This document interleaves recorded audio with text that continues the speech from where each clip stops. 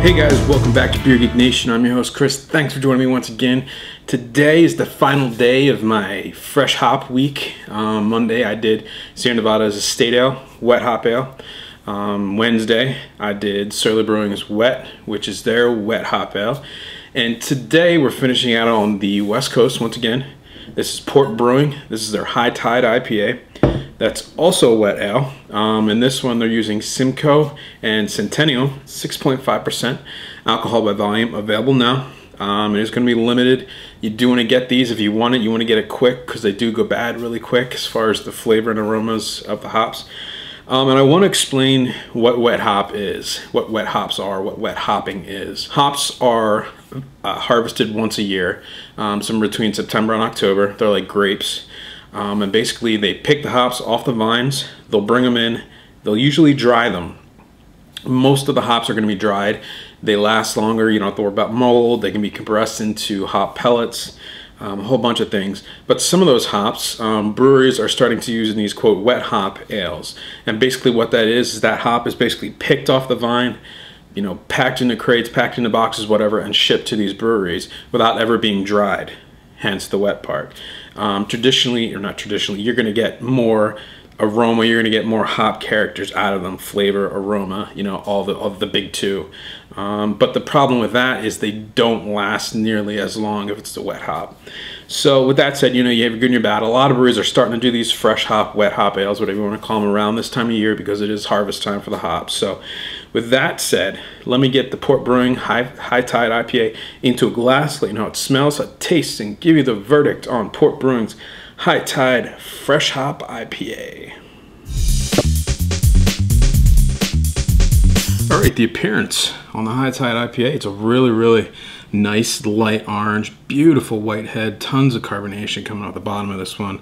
You can see in the bottom in the video, excuse me, it looks almost like champagne just streaming out the bottom of the glass. Really tight, tiny bubbles, a nice kind of that ice cream white head sticking around. Just a really solid looking IPA. All right, the aroma on High Tide. All right, there's that astringency, that cat pee smell. That's traditionally kind of connected to Simcoe hops, so you definitely do get that in here. Definitely get the tropical fruits, that very West Coast IPA, citrus, pine, really kind of a small touch of sweetness and tropical fruits in there. Lemon peel, a little bit of like a peach kind of flavor in there. A little bit of malt, very light malt, a little bit of breadiness in there, but it's really just a hop forward beer, which I would expect from a wet hop ale. All right, the taste on the High Tide IPA.